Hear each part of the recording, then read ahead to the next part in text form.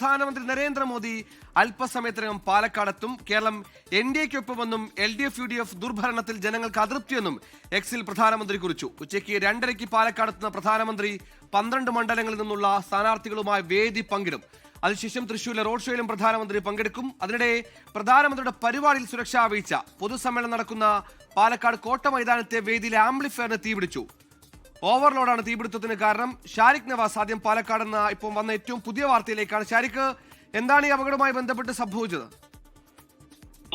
വേദിക്ക് സമീപം സ്ഥാപിച്ച, അതായത് സദസ്സിന് സമീപം സ്ഥാപിച്ച ഒരു ആംപ്ലിഫയറിലാണ് ഈ ഓവർലോഡ് കാരണം കൊണ്ട് തീപിടുത്തമുണ്ടായിരിക്കുന്നത്. എന്നാൽ ഈ ഉദ്യോഗസ്ഥരെത്തി പെട്ടെന്ന് തന്നെ ഈ പ്രശ്നം പരിഹരിച്ചു. ഇതിന്റെ ഈ മൈക്ക് ഓപ്പറേറ്റർമാരും അതുപോലെ തന്നെ പോലീസും മറ്റു സുരക്ഷാ ഉദ്യോഗസ്ഥരും ചേർന്ന് ഈ പ്രശ്നം പരിഹരിച്ചിട്ടുണ്ട്.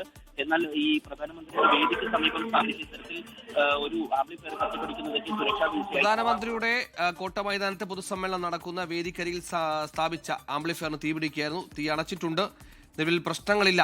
ഓവർലോഡാണ് സാങ്കേതിക കാരണമാണെന്നാണ് നിലവിൽ പ്രാഥമികമായി ലഭിക്കുന്ന വിവരങ്ങൾ. കാരണമായി നമുക്ക് മനസ്സിലാക്കാൻ കഴിയുന്ന കാര്യങ്ങൾ. എന്തായാലും നിലവിൽ അവിടെ പോലീസിന്റെയൊക്കെ പരിശോധന പൂർത്തിയായിട്ടുണ്ട്. 2:00 കൂടിയാണ് മെഡിക്കൽ കോളേജിൽ ഹെലികോപ്റ്ററിൽ ഇറങ്ങുന്ന പ്രധാനമന്ത്രി കോട്ട മൈതാനത്ത്. ഷാരിഖ് ചേർന്നു. ഷാരിഖ്, നിലവിൽ പ്രശ്നങ്ങളില്ല എന്ന് മനസ്സിലാക്കുന്നു. ഓവർലോഡാണെന്ന് വിശദീകരണം കൂടി വരുന്നു. നിലവിൽ അവിടെ ഒരു പരിശോധനയൊക്കെ നടത്തുന്നുണ്ടോ? നിലവിൽ എന്താണ് അവിടെയുള്ള ഒരു പോലീസ് നീക്കം?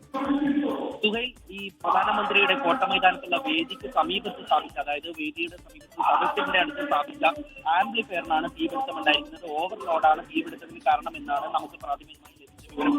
എന്നാൽ ഇത് പ്രധാനമന്ത്രി മുൻപായതുകൊണ്ട്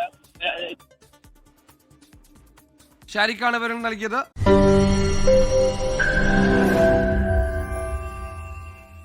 ലോകത്തെവിടെയായാലും ഏത് സമയത്തും 24 വാർത്തകളും ഓഗ്മെന്റഡ് റിയാലിറ്റി പാക്കേജുകളും എക്സ്പ്ലെയിനറുകളും വിശദമായി കാണാൻ ഞങ്ങളുടെ YouTube ചാനൽ നിങ്ങൾക്ക് സബ്സ്ക്രൈബ് ചെയ്യാം.